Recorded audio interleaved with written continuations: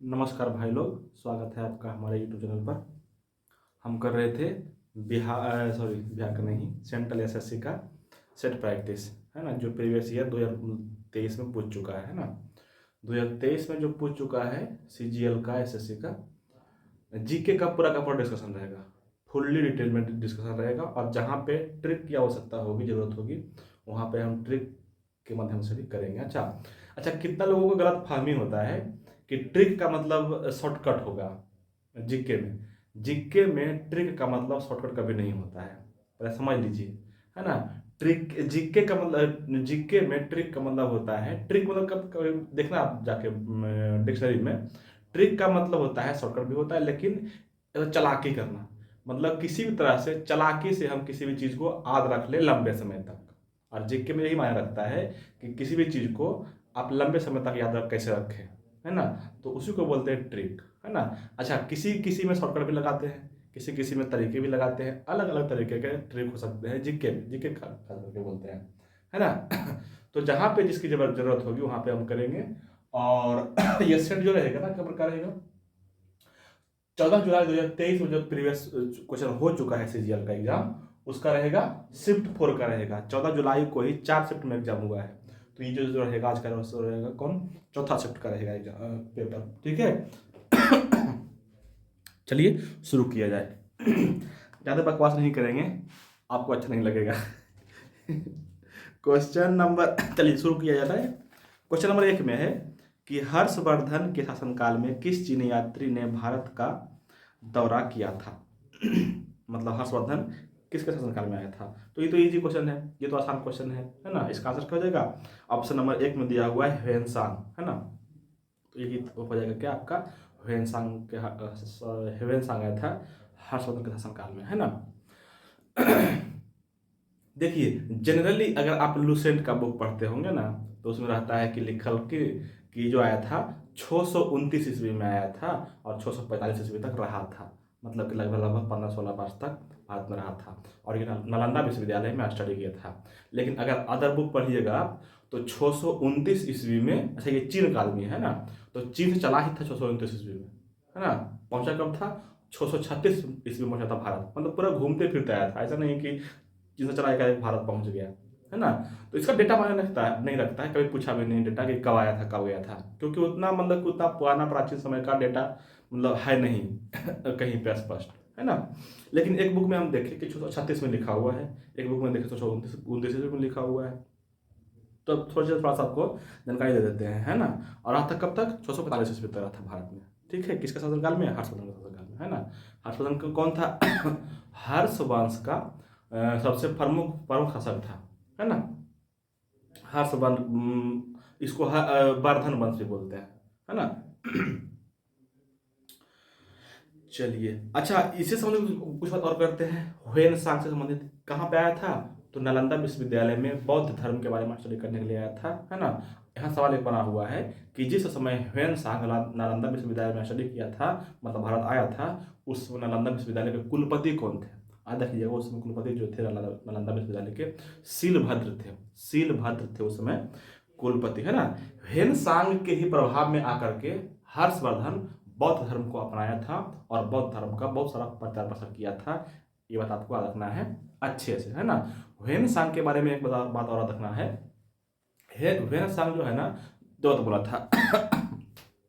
एक तो याद रखना है, एक कि बोला था ना ह्वेनसांग कि जो शूद्र लोग हैं, जो जैसे चातुर्वर्ण है ना, 4 वर्ण, है ना, ब्राह्मण क्षत्रिय शूद्र वैश्य, है ना। उसमें बोला था कि शूद्र लोग जो है कृषि का कार्य करते हैं, मतलब कि शूद्र लोग कृषक होते थे, उस समय की बात है ये, है ना।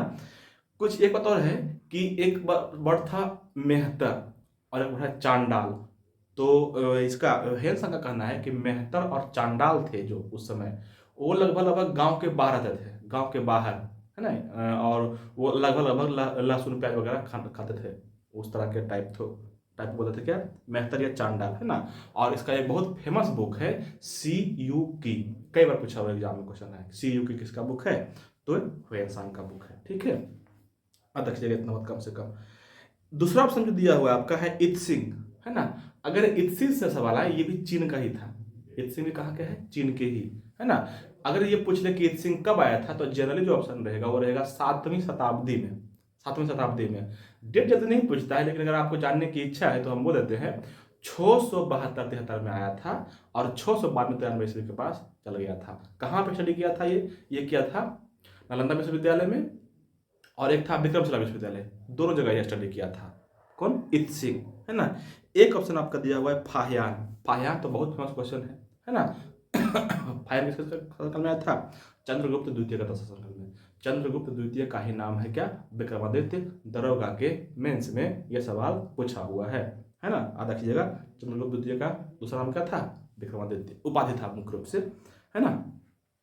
और गुप्त वंश का सबसे फेमस शासक, है ना। अच्छा, गुप्त वंश के जो फेमस शासक था चंद्रगुप्त द्वितीय, इसके दरबार में कई सारे मतलब कि अतिथि थे, है ना। उसमें हम इसका एक ट्रिक लिखाए हैं, है ना, कभी कभी देखिएगा जाके। अच्छा, इसका जो बुक था फाहियान का, उसका एक बुक का नाम था फोकुकी, है ना। क्या था, फोकुकी, है ना। और ये आया था 399 ईस्वी के आसपास, 399 आया था, 414 ईस्वी में चल गया था। अच्छा, ये भी बौद्ध धर्म के बारे में स्टडी किया था, है ना।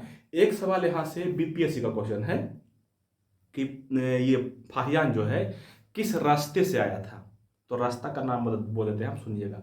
ये था कहाँ के, चीन के। चीन से निकला था और आया था पश्चिम चीन। पश्चिम चीन से गया था मध्य एशिया। मध्य एशिया से आया था पेशावर।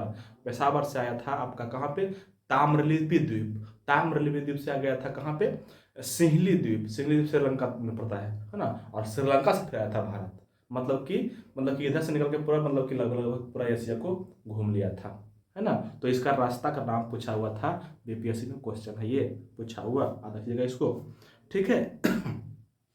चलिए, इतना हो गया, बहुत हो गया। अब आते हैं क्वेश्चन नंबर सेकेंड, दूसरा नंबर क्वेश्चन में है कि थॉमस कप एक है, मतलब कि यहाँ पे ऑप्शन अनुसार है कि कौन कितने वर्ष में आयोजित होता है। तो थॉमस कप जो है ना, इसका ऑप्शन नंबर 2 में दिया हुआ है द्विवार्षिक। 2 वर्ष में इसका आयोजन होता है, हर एक दूसरे वर्ष होता है थॉमस कप, है ना। किसका है ये, तो बैडमिंटन का ये है ना। थॉमस कप हो, बैडमिंटन कौन कौन सा कप हो जाएगा, थॉमस कप हो जाएगा, अमृत दीवान कप हो जाएगा, चड्ढा कप हो जाएगा, नारंग कप हो जाएगा। ये सारे कप किसके हैं, बैडमिंटन के। और देखा करिए, ठीक है। चलिए, क्वेश्चन नंबर तीसरा है कि पेनल्टी कॉर्नर किस खेल से संबंधित है। पेनल्टी कॉर्नर, पेनल्टी कॉर्नर किसमें लगता है, हॉकी में लगता है। हॉकी में लगता है क्या, पेनल्टी कॉर्नर। अच्छा, हॉकी से संबंधित कुछ शब्दावली जो होता है बहुत इंपॉर्टेंट है ना। उसको आपको हर हाल में याद रखना है। कैसे याद रखना है, यही पे हम बताएंगे ट्रिक कि कैसे आपको याद रखना है, ठीक है। आपको जरूरत पड़े तो लिख लीजिएगा, है ना। याद रखना है क्या, याद रखिएगा ना कि रेफरी के स्टिक लेकर, क्या बोले, रेफरी के स्टिक लेकर साइड से शूटिंग का रोल ट्राई कर, क्या बोले। कुछ नहीं, बताते हैं। अच्छा, लिख देते हैं जल्दी से, है ना। लिख लेते हैं। याद रखना आपको क्या,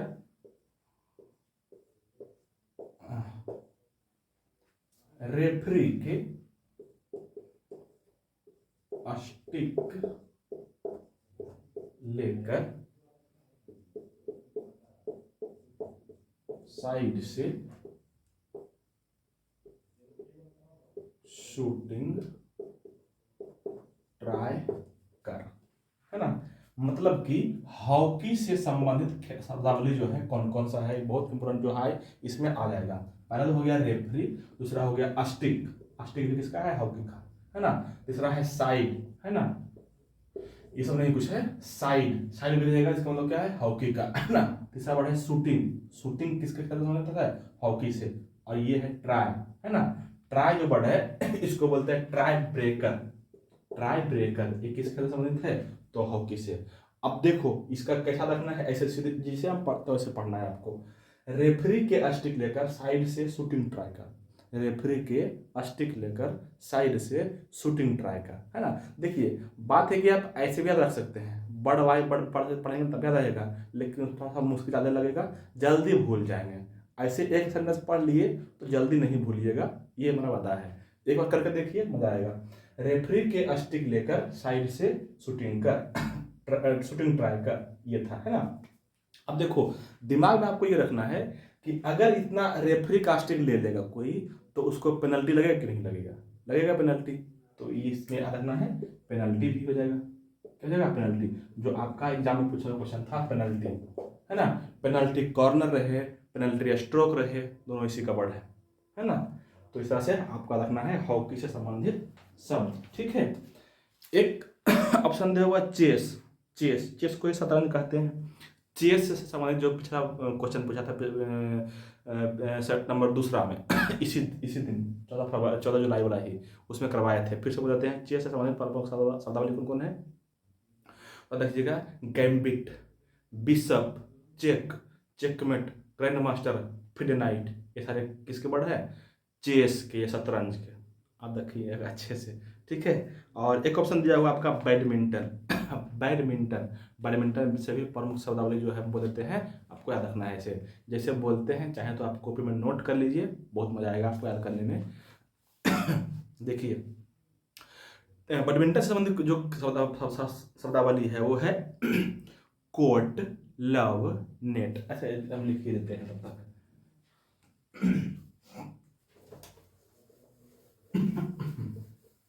आपको आज कैसे रखना है, आपको सीखना है ना। और उस तरह से आप किसी अन्य तरीके से मतलब कि दूसरा दूसरा टेबल बना सकते हैं, ठीक है। आपका रखना है जैसे कि कोट लव लेट नेट। क्या बोले हैं? Court love let net. Net fault होता है ना। Court love let net fault, double fault,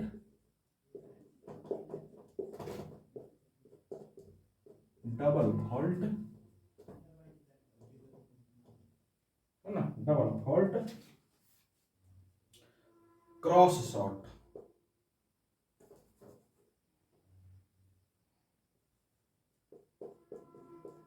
cross shot, ठीक है। उसके बाद है लॉन्ग सर्विस, हाई सर्विस, है ना। और फिर है ब्रेक सर्विस, सर्विस ब्रेक इसको बोलते हैं, सर्विस ब्रेक। अब देखिए आप कैसे करना है इसको, इस तरह से पढ़ना है। Court love net, sorry, court love let net fault, double fault, cross shot, long service, high service, service break, है ना। अभी जैसे थोड़ा सा मजाकिया में बोलेंगे तो कोई कोट गया, है ना, उसको लव हो गया। अभी लव में लेटना पड़ता है, ऐसे लव चलता नहीं आजकल का, है ना। तो लव में क्या हो गया? लेट गया। और जैसे ही लेट हुआ तो लेटा तो क्या हो गया? नाइट फॉल्ट हो गया, नेट फॉल्ट उसको बढ़ना है, फिर से फॉल्ट हो गया, डबल फॉल्ट हो गया, है ना। और जैसे डबल फॉल्ट हो गया फिर क्या हो गया? क्रॉस शॉट मारने लग गया, क्रॉस शॉट हो गया, है ना। और फिर हो गया लॉन्ग सर्विस, है ना। फिर हो गया हाई सर्विस, लॉन्ग सर्विस किया, फिर हाई सर्विस किया, उसके बाद सर्विस ब्रेक कर दिया। समझ रहे ना बात को, है ना। तो इस तरह से आपको याद रखना है किसका? बैडमिंटन का। बैडमिंटन के सारे प्रमुख शब्दावली है, कम से कम याद रखिएगा तो आपको शब्दावली से दिक्कत नहीं तो नहीं होना चाहिए मेरे ख्याल से, है ना। अगर कोई पूछ दे तो देखा जाएगा उस समय।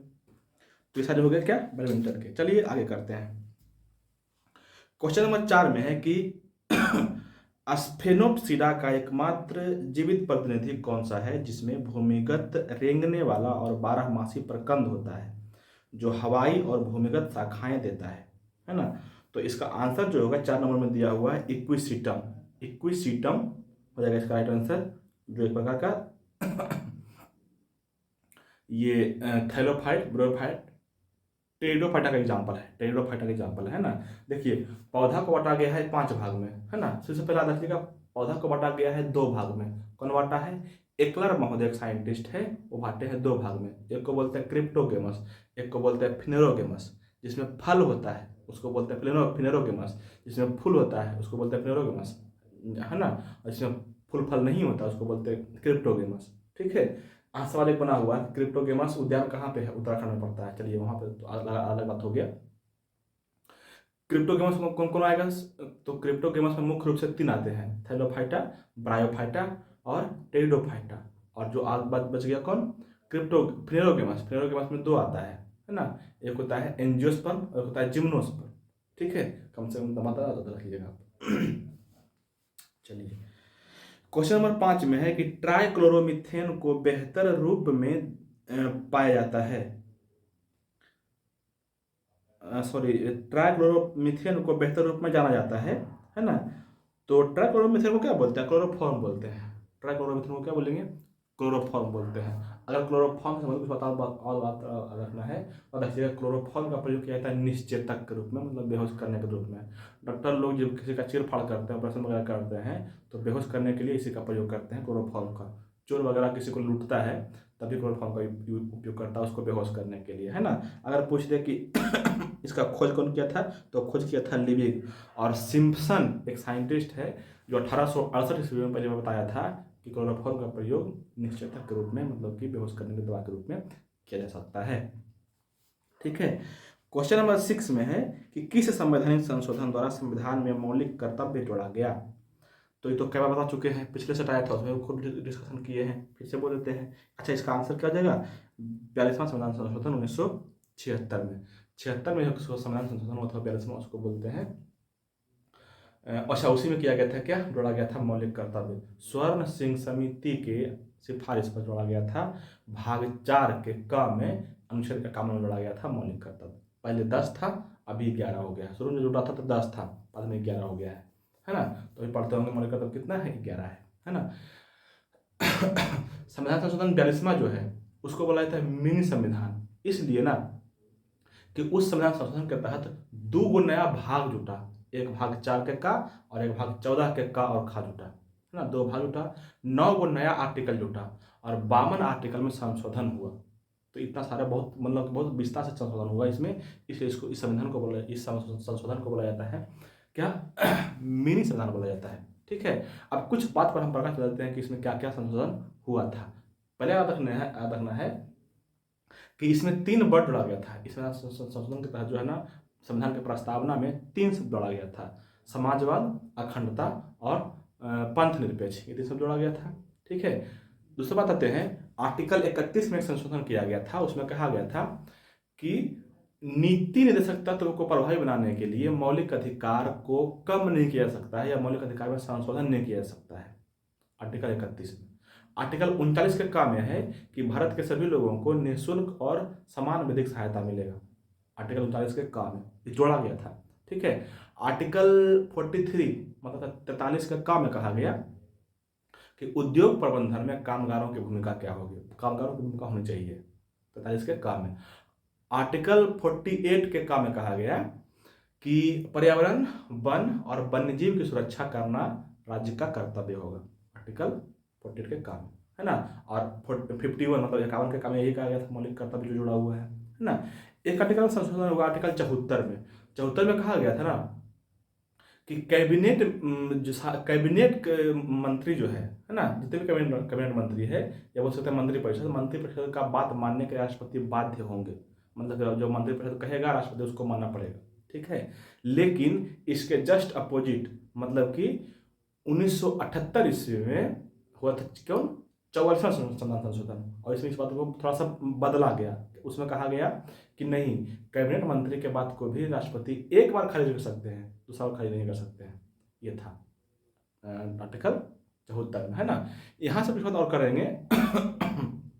यहीं पर कुछ बात कहा गया था कि राष्ट्रपति पूरे देश के साथ साथ किसी एक क्षेत्र में भी राष्ट्रपति शासन लगा सकते हैं, आर्टिकल 352 के तहत, है ना। आर्टिकल 352 के तहत एक आर्टिकल 356 है, इसमें लगता है राष्ट्रपति शासन, पता होगा आपको। तो राष्ट्रपति शासन के राष्ट्रपति शासन से संबंधित ये कहा गया था कि पहले जो व्यवस्था था कि किसी भी क्षेत्र में राष्ट्रपति शासन जो है ना 6 महीने से अधिक नहीं लगेगा, लेकिन उसको बढ़ा कर दिया गया 1 साल, है ना। दूसरा पॉइंट है लोकसभा और विधानसभा, इसका कार्यकाल था 5 वर्ष, लेकिन बढ़ा के कर दिया गया 6 वर्ष। लेकिन आप तो बोलिएगा अभी 5 वर्ष पढ़ते हैं, तो इसको सुनिए पहले। 42वां संविधान संशोधन 76 में किया गया था क्या, लोकसभा विधानसभा का कार्यकाल 5 से कर दिया गया था बढ़ा के 6 वर्ष। लेकिन जस्ट 44वां संविधान संशोधन जो था 78 में, 2 वर्ष के बाद उसमें फिर से घटा के कर दिया, 5 वर्ष ही कर दिया गया अदर चीज़ें। ठीक है, और एक सब और जो दरोगा के एग्जाम में पूछा हुआ है कि नाप, जनसंख्या नियंत्रण, नाप, बाट, तौल, जो बाट मतलब बटखरा होता है जो नाप तोलते हैं वो, जनसंख्या नियंत्रण, जनसंख्या, वन, संपदा, इस सभी को रखा गया कहाँ पे, समवर्ती सूची में रखा गया है ना। एक पॉइंट और है कि सीआरपीएफ मतलब सेंट्रल रिजर्व पुलिस को जो है सरकार कहीं भी मतलब राज्य के किसी भी क्षेत्र में लागू मतलब तैनात कर सकती है उसको कंट्रोल करने के लिए। ये सारा बात आपको अच्छे से याद रखना है, बहुत इंपॉर्टेंट बात है ना। संविधान संशोधन 42वां से संबंधित है ना। अच्छा 44वां का 2 पॉइंट हो गया, वही आर्टिकल 74 वाला, और एक कौन हो गया, लोकसभा विधानसभा वाला जो हटाया था है ना। एक तक ना आर्टिकल 74 आर्टिकल सॉरी क्या बोल रहे हैं, संविधान संशोधन 44वां जो 1978 में हुआ था। कब हुआ था ये, देखिए 77 में कांग्रेस का जो कार्यकाल, कांग्रेस का जो सरकार था वो गिर गया था, उसका सरकार है ना। 77 में बना था किसका, जनता पार्टी का सरकार बन गया था, उसमें बने थे प्रधानमंत्री को बने थे मोरारजी देसाई।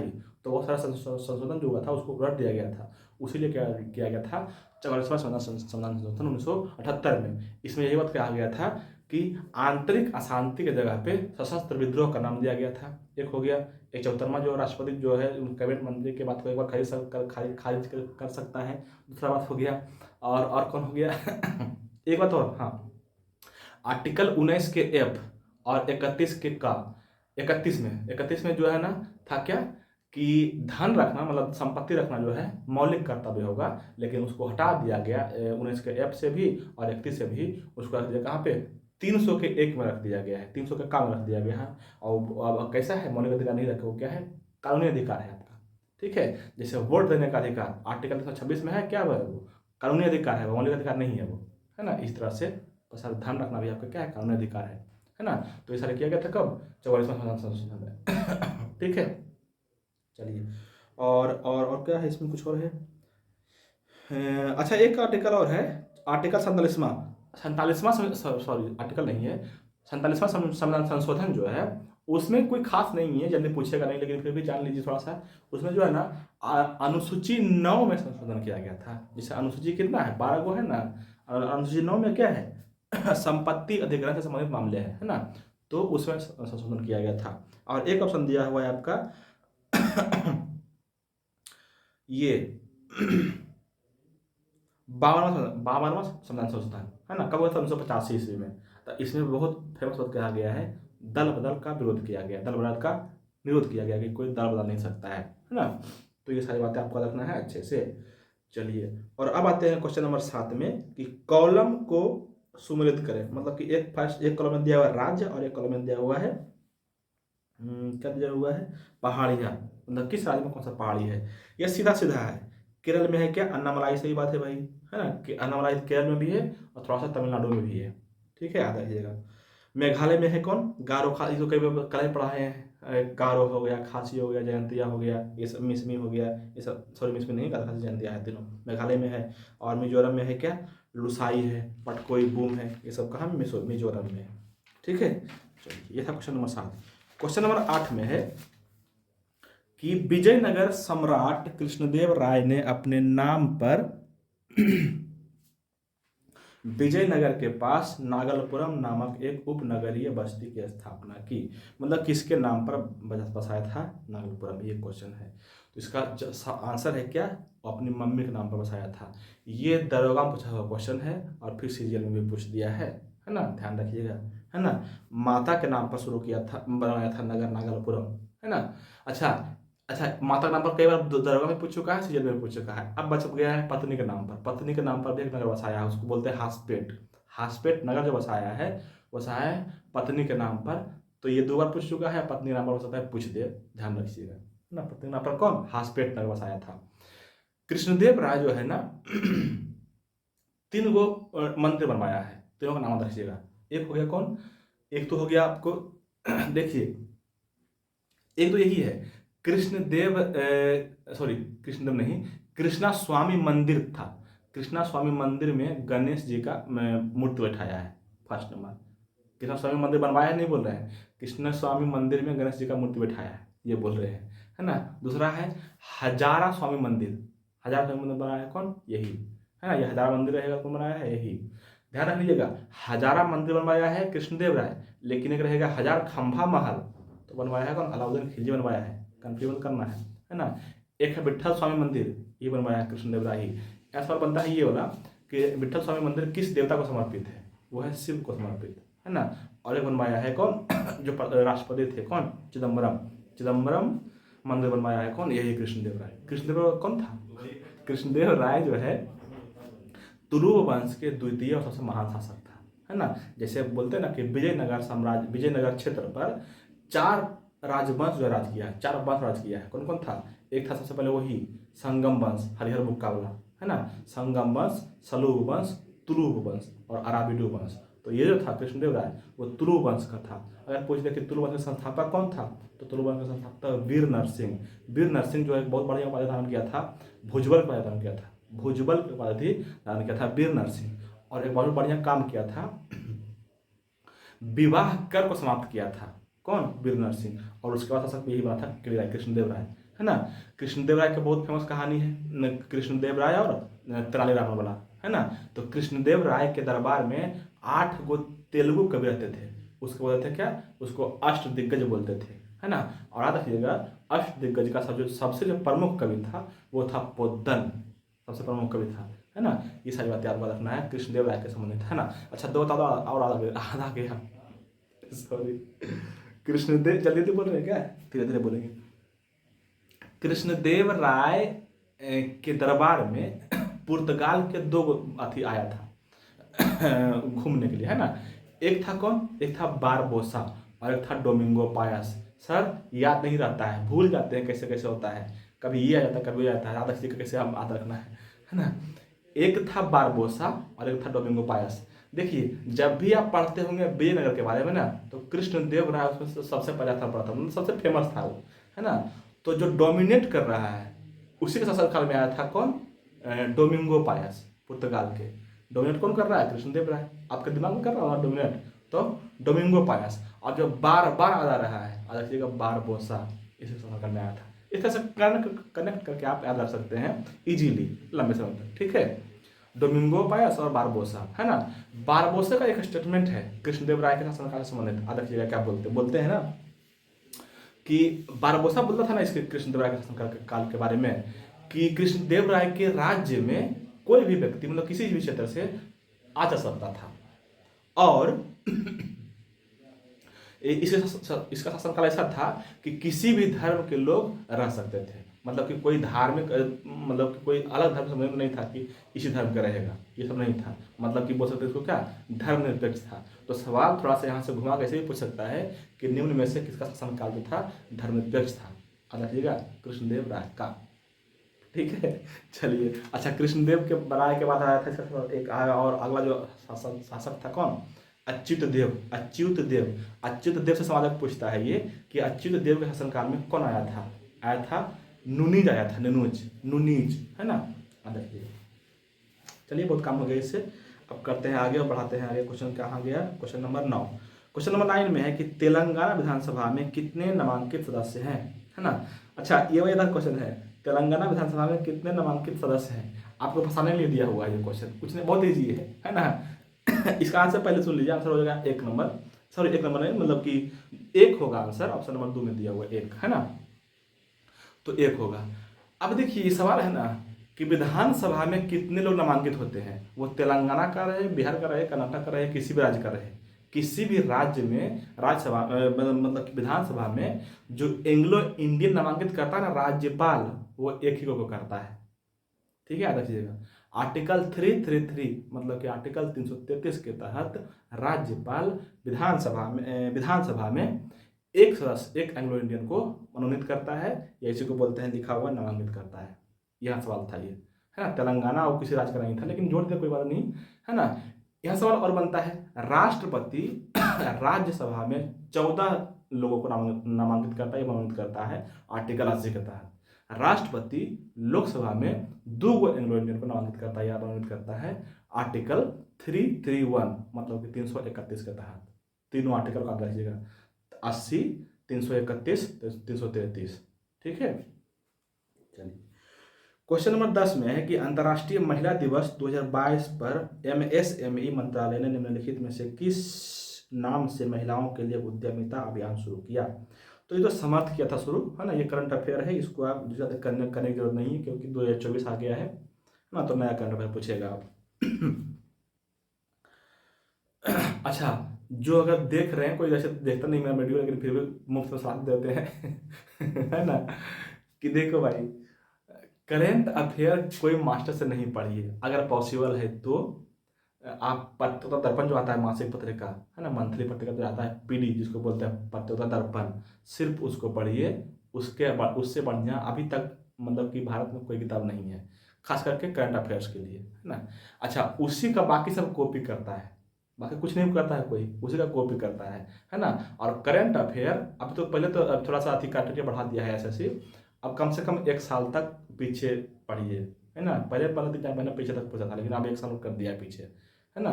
तो एक साल ज़्यादा नहीं पढ़ना, ऐसा नहीं करंट अफेयर में पूरा लगा रहो दिन रात, बाकी सब चौपट हो गया ना, क्योंकि आपको सारी चीज़ पढ़ना है। जी, इंग्लिश भी पढ़ना है, जीके भी पढ़ना है, जीके बहुत सारे पार्ट है, बहुत सारे सेगमेंट है जीके का ही, ज्योग्राफी है, फिजिक्स है, केमिस्ट्री है, बायोलॉजी है।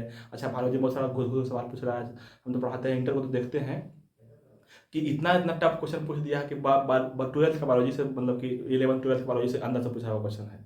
कंपटीशन का मास्टर वो सबको नहीं पढ़ाता है, ठीक है। तो वहाँ से पूछा हुआ सवाल वो सब नहीं बनता जनरली, लेकिन कोई नहीं, धीरे धीरे अपने आगे रास्ते पे, है ना। तो हाँ, मेरा कहने का मुद्दा था कि करंट अफेयर अथी पढ़िए, मतलब कि उसको क्या बोलते हैं, टू द पॉइंट पढ़िए, ऐसा नहीं कि पूरे जैसे पढ़ रहे हैं आलतू फालतू का चढ़ा। उससे कुछ क्वेश्चन क्वेश्चन लड़ने वाला नहीं है, आपको कोई फायदा होने वाला नहीं है, और दिमाग को डिस्ट्रैक्ट करेगा कि इतना पढ़े कुछ पूछा ही नहीं, कुछ मिला ही नहीं, है ना। सिर्फ पीडी पढ़िए, ठीक है, अगर संभव हो तो। हम तो कोशिश कर रहे हैं, कोशिश करेंगे कि पीडी को हम मतलब खुद करवाएं, हम खुद पढ़ते हैं पीडी ही और लिखते भी हैं, करवा नहीं रहे हैं। अच्छा, 1-2 क्वेश्चन करवाए थे, एक दो पेपर करवाए हैं। तो पीडी पढ़िए, ठीक है, चलिए। हाँ, ये हो गया क्वेश्चन नंबर 12। क्वेश्चन नंबर 10 हो गया था, क्वेश्चन नंबर 11 में है कि पृथ्वी के आंतरिक ताप इंजन के लिए मुख्य ऊर्जा स्रोत क्या है। पृथ्वी के आंतरिक ताप इंजन के लिए मुख्य ऊर्जा स्रोत क्या है, मतलब कि पृथ्वी के अंदर में ऊर्जा का मुख्य स्रोत या ताप का मुख्य स्रोत क्या है ना। ये क्वेश्चन है, इसका जो आंसर होगा क्या, रेडियोजेनिक उष्मा और मौलिक उष्मा। देखिए, आप पढ़े होंगे कि पृथ्वी के अंदर में कुछ तत्व रहता है, कुछ एलिमेंट रहता है ना। कभी पढ़े होंगे मैग्मा, सॉरी, कभी पढ़े होंगे निफे, कभी पढ़े होंगे निकेल, फेरस, आयरन रहता है, लोहा रहता है, मतलब कि मैग्नीशियम रहता है, कार्बन रहता है, बहुत सारे तत्व रहते हैं, बहुत सारे एलिमेंट रहते हैं। तो उसी में से जो रेडियोधर्मी पदार्थ है, जिससे रेडियो विकिरण निकलता है ना, उसका उससे क्या होता है, उससे उष्मा निकलती है, वो मतलब उष्मा के रूप में फॉर्म होकर निकलता है ना। और एक जो सनलाइट को एब्जॉर्ब करता है पृथ्वी, उससे भी उष्मा और ऊर्जा निकलता है। तो यही दोनों आंसर हो जाएगा क्या, कि रेडियोजेनिक उष्मा और उसका जो खुद का ऊर्जा है, जो प्रकाश का अवशोषित किया है सनलाइट से, उसको बोलते हैं मौलिक उष्मा, वो निकलता है ना ये। क्वेश्चन नंबर 12 में है कि प्रख्यात मणिपुरी नृत्यांगना श्रुति बंदोपाध्याय की उपलब्धियों के बारे में सही कथन चुने, है ना। तो इसका जो आंसर होगा वो कौन होगा, ऑप्शन नंबर 2 में जो दिया हुआ है, 2020 में संगीत नाटक अकादमी पुरस्कार इसको मिला था, है ना। 2020 में संगीत नाटक अकादमी पुरस्कार मिला था किसको, श्रुति बंदोपाध्याय को, ठीक है।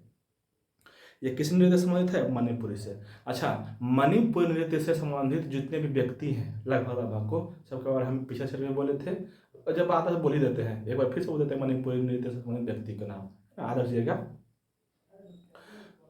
नैना, रंजना, सुवर्णा, श्रुति। श्रुति मतलब यही श्रुति बंदोपाध्याय, है ना। नैना, रंजना, सुवर्णा, श्रुति, है ना। फिर हो गया कौन, हो गया चारू, है ना। चारू माधुरी है एक, है ना। चारू, गुरु, गंभिनी, गुरु है कौन, गुरु विपिन सिंह, है ना। गुरु, गंभिनी, दर्शना, है ना। और एक है कौन, दर्शना के बाद हो गया कौन, दर्शना देवयानी, है ना। ये सारे क्या है, मणिपुर नृत्य के नर्तक है सारे सारे सारे, ठीक है। चलिए, क्वेश्चन नंबर 13 में है कि कौन कर्नाटक संगीत से संबंधित नहीं है ना। तो कर्नाटक संगीत से संबंधित नहीं है कौन, ऑप्शन नंबर 3 में जो दिया हुआ है, विष्णु नारायण भतखंडे, है ना। ये कर्नाटक संबंधित नहीं है, ये हिंदुस्तानी शास्त्रीय संगीत संबंधित है ना। बाकी सारे ऑप्शन जो है कर्नाटक से संबंधित है। क्वेश्चन नंबर 14 में है कि 1973 में भारत में विदेशी मुद्रा को विनियमित करने के लिए कौन सा अधिनियम पेश किया गया था, है ना। देखिए इसका आंसर जो होगा कौन होगा, फेरा, FERA, ऑप्शन नंबर 1 में दिया हुआ है फेरा, वही होगा इसका क्या राइट आंसर। फेरा का मतलब होता है फॉरेन एक्सचेंज रेगुलेशन एक्ट। ये कब किया गया था, 1973 में लागू किया गया था। फॉरेन एक्सचेंज रेगुलेशन एक्ट 1973 में लागू किया गया था, है ना। ये क्या करता है, यही करता है जो ऑप्शन में क्वेश्चन में लिखा हुआ है, विदेशी मुद्रा को विनियमित करता है, मतलब उसको रेगुलेट करता है विदेशी मुद्रा को, है ना। देखिए 1973 ईस्वी में जो है ना ये संस्था बनाया गया था, कम थी फेरा नाम से अधिनियम शुरू किया गया था, और इसमें विदेशी मुद्रा से संबंधित लेन देन के मामले में बहुत कठोर नियम बना दिया गया था, है ना। उसी को 1999 ईस्वी में संशोधन करके किया गया फेमा, है ना। इसको बोलते हैं फॉरेन एक्सचेंज मैनेजमेंट एक्ट, 99 में किया गया था। ये कुछ नहीं है, उसमें सिर्फ संशोधन करके कुछ नियम में ढिलाई दिया गया था, है ना, फेमा। और एक है FRMB, इसका मतलब होता है fiscal responsibility and budget management. ये कब किया गया था, 2003 में लाया गया था ये एक्ट, और इसके तहत जो है ना जो फिस्कल डेफिसिट होता है, जिसको बोलते हैं राजकोषीय घाटा, है ना, उसको बजट में कम करने की कोशिश किया गया था, कम करने की कोशिश किया जाता है, हासिल किया जाता है ना। तो इससे संबंधित ये है, फिस्कल डेफिसिट से संबंधित ये है। और एक है SARF, सारफा से ही है वो, ऑप्शन नंबर 4 में। तो ये जो है लाया गया था 2002 में, है ना। और ये जो है बैंक से संबंधित एक्ट है ना। जैसे किसी भी बैंक से कोई लोन ले लिया है, ऋण ले लिया है, बाद में चुकाया नहीं, तो उसका संपत्ति को या उसका चीज को जब्त कर सकता है, अलग कीजिएगा इस एक्ट के तहत, है ना। हाँ लेकिन ध्यान रखना, इसमें एग्रीकल्चरल लैंड को छोड़ के एग्रीकल्चरल लैंड को जब्त नहीं कर सकता है, बाकी सब चीज को जब्त कर सकता है बैंक, है ना, अलग कीजिएगा। क्वेश्चन नंबर 15 में है कि निम्नलिखित में से कौन सा नृत्य झारखंड के संथाल जनजाति द्वारा किया जाता है। तो संथाल जनजाति करता है कौन, झीका दासौन करता है संथाल जनजाति, ठीक है। अभी देखो ये सब कुछ क्वेश्चन जो है ना रिपीट करेगा, या तो सीरियल में किया तो सीरियल में ही करेगा, AMTS में कर दे, LDC में कर दे, CPO में कर दे, HRO में कर दे, कुछ में करेगा, है ना। तो ये सब क्वेश्चन रिपीट करता है, ऐसे जो सीरियल जो नया अथी चीज करता है ना। अच्छा एक बात और बोल देते हैं आपको, थोड़ा सा आपको क्या बोल रहे थे, हाँ नृत्य, राज्य के नृत्य से संबंधित इतना जिज्ञे है कि एक बार हम लिखने बैठे थे, बस साहब का ट्रिक बना के आधे कर डालते हैं आज, इसका सारा का सारा खेला यही खत्म कर देंगे। लेकिन बतावे आपको, देखिए बताते हैं ऐसे कहाँ गया। जैसे ये पेपर दिख रहा होगा आपको, ये पेपर है ना, ये पेपर दिख रहा है ना आपको, ये पेपर आपको दिख रहा होगा ना। तो यहाँ से हम लिखना शुरू किए, इस कोना से लिखना शुरू किए, और यहाँ तक में सिर्फ 22 राज्य का नृत्य लिख पाए थे, और बहुत महीन मतलब समझो कि इतना भर गया ना, पूरा का पूरा भर गया नृत्य से संबंधित, अभी तक हटबो नहीं किया था। 22 वो हुआ था, 28 वो राज्य है, 7-8 वो केंद्र शासित प्रदेश हो गया है ना। इसके अलावा अगल बगल के कंट्री में होता है ना। तो इसके चक्कर में नहीं पड़ना है कि सब नृत्य को हमको आदि करना है। जो मुख्य नृत्य है जो एग्जाम में पूछ चुका है, सिर्फ उसको फोकस करना है, क्योंकि पूरा नृत्य करने के चक्कर में पता चलेगा कि आपका सारा टाइम वेस्ट हो गया है ना, और कुछ मिला भी नहीं, तो इस चक्कर में नहीं पढ़ना है, ठीक है। चलिए क्वेश्चन नंबर 16 बढ़ाते हैं। क्वेश्चन नंबर 16 में कि निम्नलिखित में से कौन सा कोशिकांग राइबोसोमल RNA और प्रोटीन से बना है। हाँ तो ये बढ़िया देखिए क्वेश्चन है थी बायोलॉजी का, है ना। राइबोसोमल और RNA प्रोटीन से बना है कौन, ये बना है राइबोसोम में कौन कौन रहता है, राइबोसोमल और प्रोटीन रहता है, राइबोसोमल RNA रहता है और प्रोटीन रहता है, ठीक है। हाँ एक देखो ऑप्शन नंबर 2 में लिख दिया नाभिक कोई वर्ड नहीं होता है, बायोलॉजी में नाभिक होता ही नहीं है। बायोलॉजी में केंद्रक होता है, न्यूक्लियस होता है, न्यूक्लियोलस होता है, केंद्रिका होता है, नाभिक नहीं होता। नाभिक होता है वो आपको केमिस्ट्री में, लेकिन पता नहीं गलती से लिख दिया है ये। नाभिक क्या होता है, नाभिक को खोज कौन किया था, किया था रॉबर्ट ब्राउन, नाभिक नहीं केंद्रक, केंद्रक की खोज किया था कौन? रॉबर्ट ब्राउन किया था 1831 ईस्वी में, है ना। कोशिका में जितने भी फंक्शन होते हैं जिसको बोलता है मेटाबॉलिक रिएक्शन, हिंदी में बोलता है क्या? उपापचय क्रिया, सारे सारे किसमें होते हैं? कोशिका के अंदर ही होता है, केंद्र के अंदर होता है। केंद्र में क्या होता है? अच्छा, यहाँ सवाल बनता है, केंद्रक जो झिल्ली होता है, केंद्रक झिल्ली जो होता है कैसा होता है? केंद्रक झिल्ली दोहरा आवरण का होता है। केंद्रक झिल्ली कैसा होता है? दोहरा आवरण का होता है। केंद्रक झिल्ली पर ही लगा होता है कौन? ER बोलते हैं उसको शॉर्टकट में, एंडोप्लाज्मिक रेटिकुलम, जिसको हिंदी में बोलते हैं आप अंतःपरद्रव्य जालिका, ठीक है। उसी से लगा हुआ होता है गोल्जी बॉडी, जिसको अब गोल्जी अपरेटस भी बोलते हैं। जस्ट उससे लगा हुआ होता है कौन? लाइसोसोम लगा होता है, उसी से निकलता है लाइसोसोम, है ना। और यहाँ से अगर सवाल पूछ दे कि गोल्जी बॉडी का फंक्शन क्या है, अच्छा ऑप्शन में दिया हुआ ना एक, हाँ गोल्जी बॉडी दिया हुआ है। अगर गोल्जी बॉडी का खोज कौन किया था? कैमिलो गोल्जी किया था। इसका फंक्शन क्या है? ये प्रोटीन का संवेष्टन करता है। प्रोटीन का क्या करता है? संवेष्टन करता है, पैकेजिंग करता है। देखिएगा पैकेजिंग में समझ पड़ रहा है ना। कौन? गोल्जी अपरेटस या गोल्जी बॉडी, ठीक है। और एक ऑप्शन है आपका कौन? लाइसोसोम। लाइसोसोम क्या होता है? इसमें एंजाइम भरे रहते हैं, एंजाइम है जिसको बोलते हैं पाचक रस, है ना। तो पूरे पूरे सेल में तो एंजाइम की जरूरत, जहाँ जहाँ पे जरूरत है वहाँ पे फंक्शन करेगा। लेकिन जब सेल का लास्ट टाइम आ जाता है ना, अब पढ़े होंगे कोई भी जीवित जीव जो है या मृत जीव भी है, उसका कभी ना कभी अंत समय आता ही है ना। तो उसी में से कोशिका जो है, जब कोशिका का लास्ट समय आता है ना, तो लाइसोसोम उसी में फट जाता है अपने आप, है ना। और उस कोशिका का देहांत हो जाता है, मर जाता है, डेथ हो जाता है कोशिका का। इसीलिए लाइसोसोम को बोलते हैं क्या? आत्महत्या की थैली बोलते हैं, क्योंकि खुद को आत्महत्या करवा लेता है, ठीक है। चलिए क्वेश्चन नंबर 17 में है कि श्री सागर कैलाश ओहवालेकर को 2022 में अर्जुन पुरस्कार मिला। किस खेल संबंध में अर्जुन पुरस्कार मिला? किस खेल संबंध? ये तो है मलखम्ब से, ये मलखम्ब से है ना। 2023 में भी अर्जुन पुरस्कार मिल चुका है, उसको आपको रखना है ना। लगभग 28 लोगों को मिला है अर्जुन पुरस्कार इस वर्ष, है ना। लेकिन उसमें से कुछ जो बहुत इंपॉर्टेंट है उसको हम बोल देते हैं, आप रखिएगा। जो सबसे फेमस ट्रेंड कर रहा है अभी वो है मोहम्मद शमी का। मोहम्मद शमी जो क्रिकेट खेलता है ना, उसको मिला है अर्जुन पुरस्कार, ठीक है, रखिएगा। एक है मोहम्मद हुसामुद्दीन। मोहम्मद हुसामुद्दीन जो है बॉक्सर है, इसको भी मिला है ना। एक है पारुल चौधरी, एथलेटिक्स है, उसको भी मिला है ना। एक है बहादुर पाठक, ये हॉकी खेलता है, इसको भी मिला है। बहुत कम बोलेंगे, सब नहीं बोलेंगे, लेकिन जो बहुत इंपॉर्टेंट है वही बोलेंगे हम सिर्फ, है ना। बहादुर पाठक हो गया, पारुल चौधरी हो गया, मोहम्मद हुसामुद्दीन हो गया, मोहम्मद शमी हो गया। एक और रखिएगा, एक है आदित्य गोपीचंद, तीरंदाजी खेलता है, तीरंदाजी करता है ना आदित्य गोपीचंद। एक है आपको परवीन देवताले, ये भी तीरंदाजी से ही संबंधित है, परवीन देवताले तीरंदाजी से। तो कम से कम इतना तक ना, 2023 का है ये, है ना। 24 में पूछ सकता है ना। चलिए ये था क्वेश्चन नंबर 17। क्वेश्चन नंबर 18 में है कि निम्नलिखित में से कौन स्वतंत्रता पूर्व भारत में गरीबी रेखा पर चर्चा करने वाला पहला व्यक्ति था? स्वतंत्रता से पहले क्या था? कौन गरीबी रेखा के बारे में चर्चा? ये किए थे दादा भाई नौरोजी। दादा भाई नौरोजी किए थे, है ना। कब किए थे?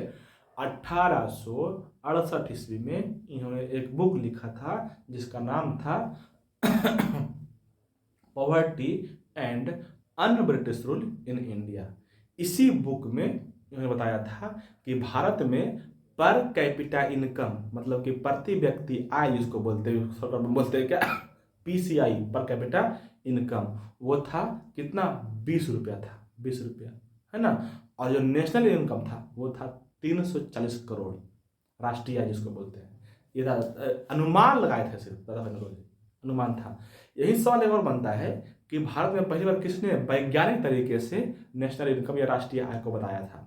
ये था अनुमानित तरीके से नौरोजी जी का, है ना। एक है वैज्ञानिक तरीके से, है ना। ये इसमें कौन आ जाएगा? इसमें जाएगा आपका जो वैज्ञानिक तरीके से किया था, सॉरी, जो वैज्ञानिक तरीके से किया था वो किए थे 1930 ईस्वी में, है ना। 1930 ईस्वी में, है ना। हाँ, VK RV राव किए थे 1930 ईस्वी में, है ना। 1926 से लेकर के 1930 ईस्वी तक का डेटा, मतलब 4 साल तक के डेटा को यह स्टडी किए थे और बताए थे कि भारत का पर कैपिटा इनकम जो है वो है 76 रुपया, है ना।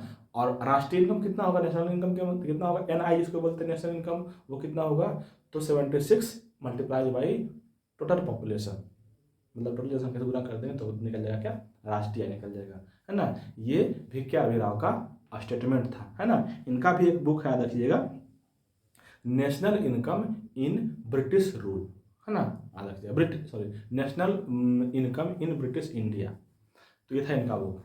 एक याद रखना है आपको, NIC का मतलब होता है नेशनल इनकम कमेटी। NIC किसको बोलेंगे, national income committee. National income committee का गठन कब हुआ था, 1947 ईस्वी में, जब हम लोग आज़ाद हो गए थे तब हुआ था नेशनल इनकम कमेटी के स्थापना, इसको बोलते हैं राष्ट्रीय आय समिति, है ना। और इसके अध्यक्ष कौन थे, इसके अध्यक्ष थे महालनोबिस, है ना, महालनोबिस इसके अध्यक्ष थे। और इन्होंने ही 47 से 48, 48 से 49, 49 से 50 तक का स्टडी किए थे, मतलब 4 साल का स्टडी ये किए थे। और 1951 में बताए थे कि भारत का राष्ट्रीय आय जो है ना, भारत का राष्ट्रीय आय है वो है 8,650 रुपया, 8,650 रुपया भारत का राष्ट्रीय आय, मतलब NI है, जिसको बोलते हैं नेशनल इनकम, राष्ट्रीय आय। और पर कैपिटा इनकम जो बताया था 246 रुपया 90 पैसा, ठीक है। NIC भारत राष्ट्रीय आय कमेटी, है ना, रखना यहाँ से। अच्छा, नेशनल और क्या बोलना, हाँ, महालनोबिस से संबंधित बात याद रखना है कि महालनोबिस, अच्छा यहाँ से सवाल बनता है ना कि पंचवर्षीय योजना जो है किस मॉडल पर आधारित था, तो पहला पंचवर्षीय योजना जो था वो था डोमर-हेराल्ड मॉडल पर, और दूसरा जो था इसी महालनोबिस पर आधारित था, महालनोबिस मॉडल पर आधारित था, ठीक है। कम से कम इसको कुछ याद रखा करिए अच्छे से, है ना। चलिए, और अम्बेडकर एक था उसमें कोई उस तरह का पद अथी से इकोनॉमिक्स से संबंधित बात नहीं है उसमें, है ना। एक आधा सत्य ये RK षणमुखम शेट्टी, ये RBI के गवर्नर रहे थे पहली बार। चलिए, ठीक है। ये क्वेश्चन नंबर 19 में है कि सरदार सरोवर परियोजना में शामिल राज्यों के समूह की पहचान करें, मतलब कि सरदार सरोवर योजना से लाभान्वित होने वाला राज्य कौन कौन है ना। ऑप्शन नंबर 2 में है महाराष्ट्र, मध्य प्रदेश, गुजरात और राजस्थान, मतलब कि 4 राज्य में राज्य लाभान्वित होता है, किससे, सरदार सरोवर बांध से, सरदार सरोवर परियोजना से। कहाँ पे है, नर्मदा नदी पर है। आदर्श जगह कैसे, सरदार जो है ना नामर्द है, सरदार नामर्द है, से सरदार सरोवर कहाँ पे है, नर्मदा नदी पर, है ना। इसी से संबंधित एक बहुत फेमस क्वेश्चन पूछा हुआ है, और सीरियल ही पूछा हुआ है, बहुत जगह पूछा हुआ है, बहुत फेमस क्वेश्चन है। एक क्वेश्चन है कि भाखर नांगल परियोजना, है ना, भाखर नांगल परियोजना जो है, या बोल सकते हैं क्या, भाखर नांगल बांध। पहले पूछेगा किस नदी पर है, तो बोलना सतलज नदी पर है। फिर पूछेगा कहाँ कहाँ है, तो पंजाब और हिमाचल प्रदेश के सीमा पर है, मतलब कि दोनों राज्य में है ना। फिर पूछेगा कि भाखर नांगल परियोजना से लाभान्वित होने वाला राज्य कौन कौन है, तो बोलना यही पंजाब, हिमाचल प्रदेश, हरियाणा, दिल्ली और राजस्थान, ये सारे क्षेत्र है इससे संबंधित। अच्छा, एक बात हम बताते हैं यहाँ से आपको इंटरेस्टिंग, कि राजस्थान में जितने भी मरुस्थलीय क्षेत्र है, लगभग उत्तर साइड तरफ, है ना, वहाँ जहाँ पे मरुस्थलीय क्षेत्र था, वहाँ पे इसी नदी से नहर निकल करके, इसी डैम से नहर निकल करके पानी पहुँचाया गया था उस क्षेत्र में, है ना। इसीलिए उस क्षेत्र में आजकल बहुत, मतलब कि फसल होने लग गया है ठीक ठाक, है ना। अगर आप पढ़ते हुए कभी याद रखिएगा, सरसों के उत्पादन में सबसे अग्रणी राज्य है कौन, राजस्थान ही है, सबसे अधिक सरसों उत्पादन करता है। क्यों, उस के बदौलत, है ना। और ऐसे बढ़िया क्वेश्चन है। कुछ परियोजना के बारे में हम करते हैं, जैसे एक नागार्जुन सागर परियोजना, एक कौन, नागार्जुन सागर परियोजना, ये कहाँ पे है, ये है कृष्णा नदी पर, आंध्र प्रदेश और तेलंगाना दोनों में फैला हुआ है ये, ठीक है। एक है अच्छा, ये परियोजना बहुत बढ़िया है, पंचेश्वर परियोजना से संबंधित सवाल पूछा हुआ दरोगा में। पंचेश्वर परियोजना जो है कहाँ पे है, भारत और भूटान के संयुक्त परियोजना है। किस नदी पर है, तो यह काली नदी पर है, वहाँ पे पड़ता है काली नदी, है ना, पढ़े होंगे काली नदी, तीस्ता नदी, दिहांग नदी, ये है वहाँ पे, है ना। आप पढ़े होंगे हिमालय का डिवीजन, नदियों के आधार पर हिमालय का डिवीजन 4 प्रकार का किया गया है ना। उसमें कौन कौन आता है, सिंधु, सतलज, काली, तीस्ता, दिहांग, ये सारी नदियाँ आती है, ठीक है। एक परियोजना है चंबल परियोजना, ये कहाँ पे है, मध्य प्रदेश और राजस्थान में चंबल परियोजना बनता है, चंबल नदी पर, है ना। तो कुछ परियोजना जो है बहुत इंपॉर्टेंट था, इसके बारे में हम बोल दिया, आप ध्यान रखिएगा। क्वेश्चन नंबर 20 में है, क्वेश्चन नंबर 20 में है ना, कि 1931 ईस्वी में किस जर्मन वैज्ञानिक रसायन और भौतिक विज्ञानी ने प्रस्ताव दिया कि एक सुगंधित यौगिक में विषम संख्या में इलेक्ट्रॉन जोड़े होने चाहिए, जिसे गणितीय रूप से 4n+2, मतलब कि n का वैल्यू रख सकते हैं क्या, 0 1 2 3 आदि के रूप में लिखा जा सकता है। ऐसा क्वेश्चन पूछा है ना। अच्छा, इसका आंसर जो होगा ना, कौन होगा, फ्रेडरिक केकुले होगा। फ्रेडरिक केकुले ऑप्शन नंबर 1 में दिया हुआ है। अभी ऐसा क्वेश्चन कभी कभी ऐसा सी इतना पागल बनाता है ना, कभी कभी ऐसा क्वेश्चन पूछ जाता है। अभी 1931 ईस्वी में रसायन विज्ञान से संबंधित ये एक्सपेरिमेंट, ये खोज कौन किया था, उतना किसको याद रहेगा। ये कोई मजाक है, मजाक की बात है। ऐसे जीके को देख के तो हमको एक ही बात याद आता है। अभी हिस्ट्री है, ये केमिस्ट्री है, क्या पता नहीं चल रहा है ना। एक से ऐसा का जिक्र देख के हमको एक शायर आ जाता है, क्या कि बता तू बता, तू केमिस्ट्री है या हिस्ट्री है, तू केमिस्ट्री है या कि हिस्ट्री है। ए जिक्के, तुझसे हमने दिल से प्रेम किया था, तुझसे हमने दिल से प्रेम किया था, और तू क्या निकली, तू तो निकली मिस्ट्री, है ना। ना तो केमिस्ट्री निकली, ना तो हिस्ट्री निकली, तुम क्या निकली, मिस्ट्री। बताओ, ऐसा ऐसा क्वेश्चन पूछेगा तो उसको क्या बोलेंगे, मिस्ट्री ही बोलेंगे ना, है ना। चलिए कोई नहीं, कभी कभी पूछ जाता है, लेकिन हाँ, इस तरह के क्वेश्चन को आपको याद कर लेना है। हो सकता है किसी को रिपीट कर दे अगली बार किसी भी एग्जाम में, है ना। ये बहुत वेट क्वेश्चन, जल्दी पूछा नहीं है इस तरह का क्वेश्चन। हाँ, इसका आंसर कौन हो गया था, फ्रेडरिक केकुले हो गया था। ये बेंजीन के स्ट्रक्चर के बारे में बताया था कि बेंजीन का स्ट्रक्चर कैसा होता है ना। और बेंजीन कैसा होता है, एरोमेटिक होता है, कभी पढ़े होंगे एरोमेटिक एलिफेटिक यौगिक, है ना। तो उसमें से था एरोमेटिक यौगिक होता है ये। क्वेश्चन नंबर 21 में है कि सीपी इल्बर्ट किसके अधीन परिषद के विधि सदस्य थे। ये क्वेश्चन हम पिछले क्लास में किए थे, मतलब कि सेट नंबर 3 में किए थे, सेट नंबर चौथा ना है, सेट नंबर 3 में किए थे। इल्बर्ट बिल या इल्बर्ट विधेयक कौन लाया था, रिपन लाया था। मतलब ने उसमें बताए थे, अगर नोट किए होंगे, सुने होंगे आप अच्छे से, तो आपको याद होगा। इल्बर्ट बिल कौन लाया था, रिपन। रिपन का कार्यकाल कितना था, 1880 से 84 तक रहा था रिपन, 1880 से 84 तक। आप देखिए रिपन जितना भी कार्य किया है, या रिपन के कार्यकाल में जो काम हुआ है, बहुत इंपॉर्टेंट हम बोल देते हैं, सुनिएगा।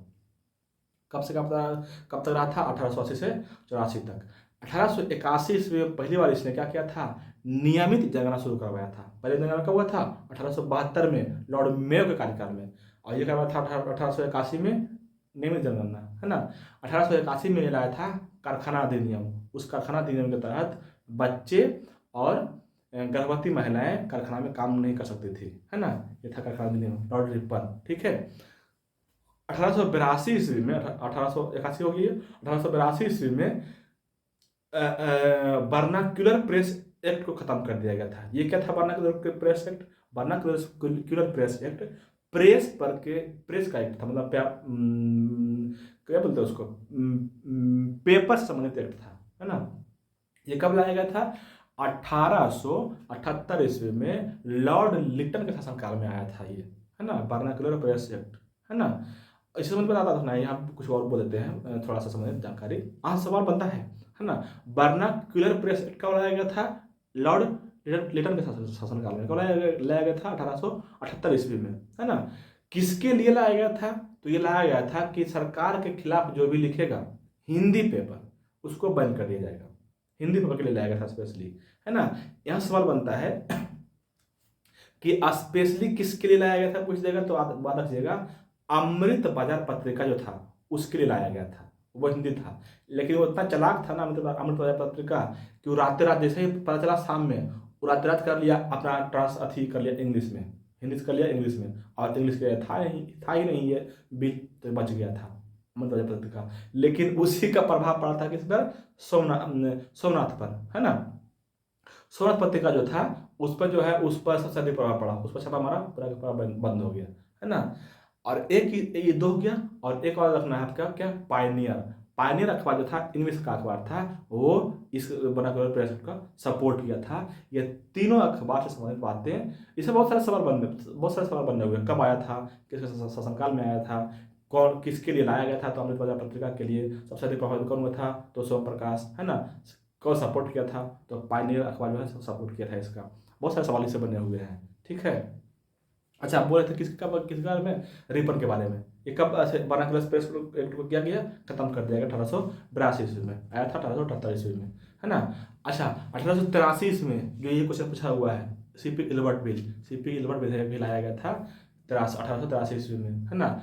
इसमें कहा गया था ना, इस विधेयक में, कि इसके बाद से गोरे लोगों पर भी, मतलब ब्रिटिश के लोगों पर भी मुकदमा चलाया जा सकता है। लेकिन इसका सब लोगों ने विरोध किया, सब गोरखा लोग जो था ना, मतलब अंग्रेज वाला, सब इसका विरोध किया, इसलिए इस बिल को वापस ले लिया गया था, लागू नहीं हुआ था ये, है ना, याद रखना है, ठीक है। रिपन के बारे में कुछ और बातें आपको याद रखना है, ये कि रिपन से संबंधित जो है फ्लोरेंस नाइटिंगेल है, फ्लोरेंस नाइटिंगेल इसको बोला है भारत का उद्धारक, भारत के उद्धारक की संज्ञा दिया गया है किसको, रिपन को। कौन दिया है, फ्लोरेंस नाइटिंगेल, है ना। और भारत को रिपन के कार्यकाल को बोला जाता है भारत का स्वर्ण युग बोला जाता है ना, भारत का स्वर्ण युग, ठीक है। अच्छा, ये बहुत बढ़िया काम किया था।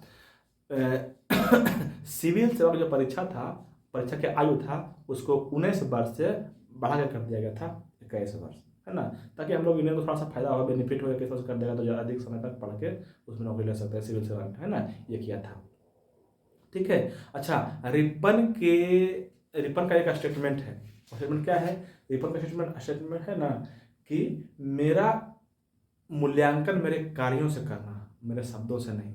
ये स्टेटमेंट किसका है, रिपन का है, बढ़िया स्टेटमेंट है, याद रखिएगा, है ना। ये हो गया रिपन का। एक ऑप्शन दिया हुआ है लिट्टन वही बोले हैं, 1876 से 80 तक रहा था, है ना। इसके बाद लिट्टन का एक उपनाम है ओवन मर्डिथ, इसको क्या बोलते हैं, ओवन मर्डिथ बोलते हैं लॉर्ड लिट्टन को, है ना।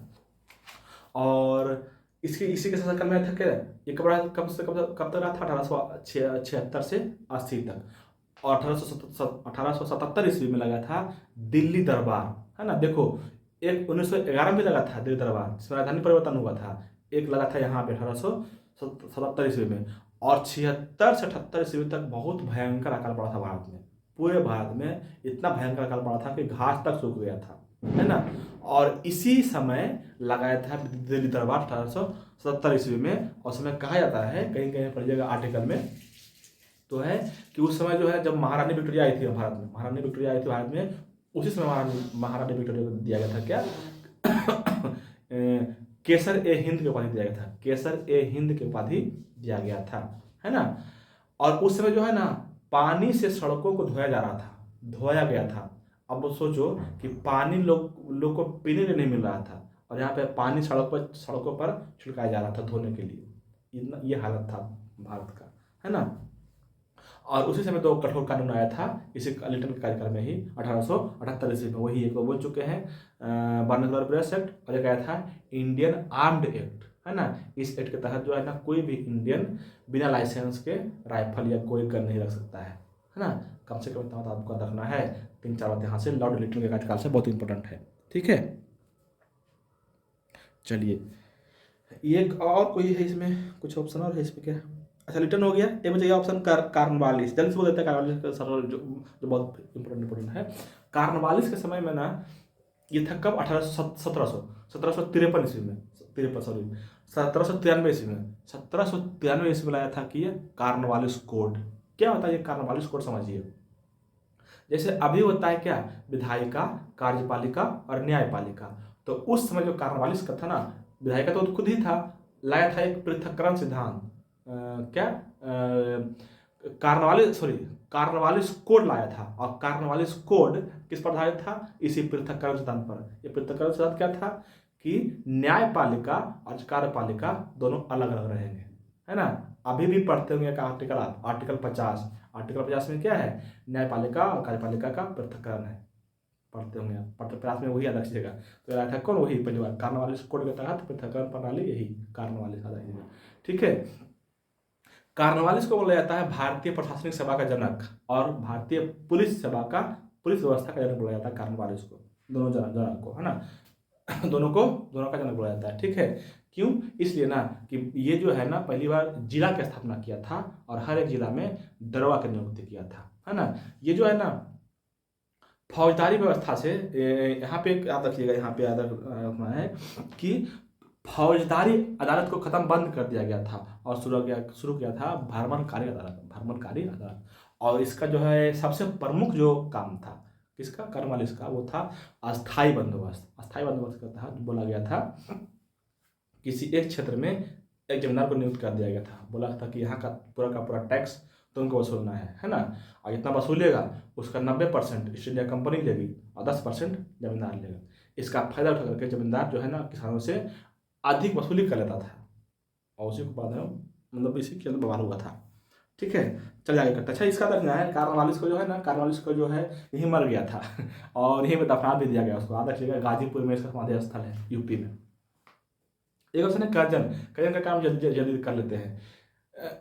सिंचाई आयोग, पुलिस आयोग, विश्वविद्यालय आयोग, है ना, और एक और कौन हो गया, विश्वविद्यालय आयोग, एक फ्रेशर आयोग, है ना। ये सभी आयोग का स्थापना किया गया था कौन, इस कर्जन के कार्यकाल में। कर्जन के कार्यकाल में कब रहा था, 1899 से 1905 ईस्वी तक रहा था, है ना। 1899 से 1905 ईस्वी तक रहा था। ठीक है, ये इसके कार्यकाल में जो है भारतीय पुरातत्व विभाग की स्थापना हुआ था, भारतीय पुरातत्व सर्वेक्षण विभाग की स्थापना हुआ था, भारतीय विश्वविद्यालय आयोग की स्थापना हुआ था, है ना। और क्या बोले, और कोई हाँ, इसी के कार्यकाल में 1905 ईस्वी में बंगाल विभाजन हुआ था। बंगाल विभाजन इसी का कार्यकाल में 1905 ईस्वी में, है ना। आधा सीधा। चलिए बात बहुत हो गया, इससे आगे बढ़ते हैं। क्वेश्चन नंबर 22 में है कि निम्नलिखित में से कौन द बुद्धा एंड हिज धम्म पुस्तक के लेखक है, जो 1957 में इसके लेखक की मृत्यु के बाद प्रकाशित हुआ था, है ना। 57 में डेथ हो गया था, बाद में प्रकाशित हुआ। कौन था ये, बी आर अम्बेडकर थे, है ना। बी आर अम्बेडकर का बुक थे कौन, द बुद्धा एंड हिज धम्म, है ना। एक ऑप्शन दिया गांधी। गांधी जी का बहुत सारा बुक फेमस है, हम बोलते हैं कुछ बुक जो आपको रखना है अच्छे से। ठीक है, गांधी जी का जो सबसे फेमस बुक है, जो हर बार मतलब अनगिनत बार पूछा है कौन है वो, माई एक्सपेरिमेंट विथ ट्रूथ, है ना। ये था गांधी जी का बुक। एक और जो बहुत फेमस है, हिंद स्वराज, गांधी जी का बुक है, आदर्श जी का बहुत फेमस बुक है हिंद स्वराज, है ना। एक और कौन है, अनासक्त योग, अनासक्त योग, गांधी जी का बुक है। एक और कौन है, गीता माता, ये भी है। एक है कौन, सप्त महाव्रत, ये भी है। सप्त महाव्रत में रखिएगा, सप्त महाव्रत बुक में गांधी जी पश्चिमी सभ्यता का विरोध किए थे। ठीक है, हाँ इसमें, है ना। ये हो गया। एक और है सुनो विद्यार्थियों, ये भी इसका बुक है। एक है और कौन, India, India of my dream, इन्हीं का बुक है। 7 8 बुक बोल दिए हैं, तो बता दीजिएगा महात्मा गांधी का बुक है ये, पत्रिका नहीं है, पत्रिका अलग था, बुक अलग है। देखिएगा। चलिए क्वेश्चन नंबर 23 में है कि नाग पंचमी हिंदू कैलेंडर के किस महीने में मनाई जाती है। नाग पंचमी कब मनाता है, नाग पंचमी जनरली बिहार यूपी के लोग क्या कहते हैं, नाग पंचमी में आम खाता है, आम पकता है ना। तो ये कब होता है, सावन में होता है, श्रावण महीना में। ठीक है, इस लालू क्वेश्चन है, सबको अंदर करने की जरूरत नहीं है। क्वेश्चन नंबर 24 में है कि कौन जो है तैराकी में ओलंपिक योग्यता समय को तोड़ने वाले भारत के पहले तैराक बन गए हैं। इसमें देखिए इसका जो आंसर होगा वो कौन होगा, साजन प्रकाश होगा। साजन प्रकाश जो है ना तैराकी में जो है उसमें योग्यता हासिल किए थे। ठीक है, क्वेश्चन नंबर 25 में है कि भारत में सूक्ष्म वित्त संस्थानों का नियामक कौन होता है। तो इसका जो आंसर होगा वो होगा ऑप्शन नंबर 2 में आरबीआई। आरबीआई जो है भारत में जितने भी सूक्ष्म विनियामक है उसको रेगुलेट करता है आरबीआई। ठीक है, reserve bank of India. Option number B में अगला जो दिया हुआ सेबी। सेबी मतलब क्या होता है, security and exchange board of India. ये क्या करता है, प्रतिभूति बाजार को नियंत्रित करता है ना। सेबी। एक ऑप्शन दिया हुआ नाबार्ड। नाबार्ड जो है ग्रामीण क्षेत्र में वित्त और कृषि से संबंधित वित्त और ग्रामीण डेवलपमेंट से संबंधित संस्था जो है वित्त उपलब्ध करवाता है। नाबार्ड 82 में स्थापना हुआ था, है ना।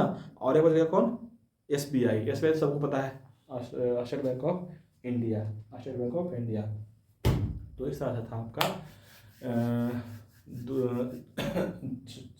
4th शिफ्ट का जीके का डिस्कशन कैसा लगा बताइएगा जरूर से जरूर। ठीक है,